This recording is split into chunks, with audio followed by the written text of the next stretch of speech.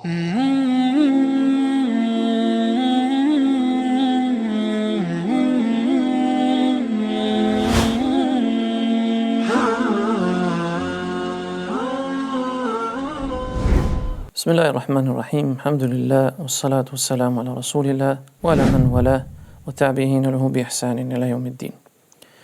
Falënderimet e kon Allahut, paqja e lavdërimit i tij qoftë me vullën e pejgamberit Muhammedin alayhis salam, shokët e tij dhe gjithë ata që pasojnë atë deri në fundin e kësaj bote. Jemi ke tema e 30, babul bai'a, tema e beslidhjes apo besa apo premtimit ndaj pejgamberit alayhis salatu wassalam. Dihet që një grup i madh prej sahabëve të cilët kur pranuan Islamin apo burrave dhe grave i jepnin besën pejgamberit alayhis salatu wassalam për disa veprime ose më thënë ndryshe për të qëndruar në fenë Allahut azza wa jall fort dhe duke mos hyrë në gjunahe të mëdha apo haram të mëdha si quhet ndryshe. Allah thotë në Kur'anin Kerim: innal ladhina yubayyi'unaka inma yubayyi'una Allah, dhe ata cilët të japin besën ty, me të vërtetë i kanë dhënë besën Allahut subhanahu wa taala. Në hadithin e Abdullah ibn Amrit, qala jaa Umayyah bintu Ruqayyah, ka shkuar te pejgamberi sallallahu alaihi wasallam Umayyah bintu Ruqayyah, tek i dërguari Allahut dhe tha: tubayyi'uhu ala al-islam, të japin besën atij për islamin. Faqal, dhe thot: ubayyi'uki ala an la tushrik billahi shay'an, të jap besën ty sepse nuk do t'i bësh shok Zotit në adhurim. Wala tasriqi, nuk do të vjedhësh. Wala tazni, nuk do të bësh zina, imoralitet. Wala taqtuli waladak, nuk do të vrasësh fëmijën tënd. Wala ta'ti bi buhtanin taftarinahu bayna yadayka wa rijlayka, dhe nuk do të vish me fjalë dhe gënjeshtra dhe shpifje. Wala tanuhi, dhe nuk do të qash ose do të mash zi me zë, duke uluritur apo goditur veten në kështu me radhë. Wala tabarruji tabarruj al-jahiliyah al-ula, dhe nuk do të zbulohesh, pra do të heqësh mbulesën dhe xhapin si në kohën e ignorancës, pra kur gratë para Islamit zhvisheshin, zbukuroheshin, lidhin zinxhir të këmbë që tërhiqnin vëmendjen e burrave.